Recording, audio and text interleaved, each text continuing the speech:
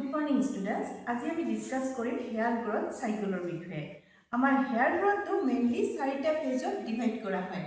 আমাৰ হেয়াৰ বিলাক আমাৰ যেতিয়া মানে হেৰি হয় বাঢ়ি আহে তেতিয়া 4টা ফেজত মানে গ্ৰোইং লেভেলটো হয়। ফাৰ্স্টটো হৈছে আমাৰ এনাজেল, য'ত নেকি আমাৰ গ্ৰোইঙৰ ফাৰ্স্ট ষ্টেজ বুলি কোৱা হয়। এনাজেলত নেকি আমাৰ হেয়াৰটো মানে ৰুটৰ পৰা গ্ৰো হ'বলৈ ধৰে। সেকেন্ডটো হয় কেটাজেন, য'ত নেকি ট্ৰানজিশন ষ্টেজ বুলি কোৱা হয়।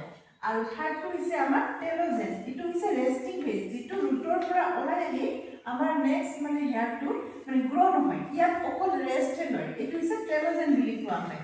আৰু ফ'ৰ্থ হৈছে এক্সোজেন। এক্সোজেনত কি হয়, আমাৰ টেলোজেনত যেতিয়া হেয়াৰটো আমাৰ ৰুটৰ পৰা ওলাই আহে তেতিয়া ইয়াত মানে এক্সোজেনত আমাৰ নতুন হেয়াৰ মানে গ্ৰো হ'বলৈ ধৰে।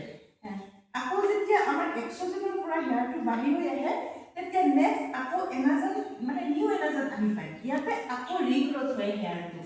এইটো হৈছে আমাৰ হেয়াৰ গ্ৰোথ সাইকেল, য'ত নেকি হেয়াৰটো 4টা ফেজত ডিভাইড কৰা হয়।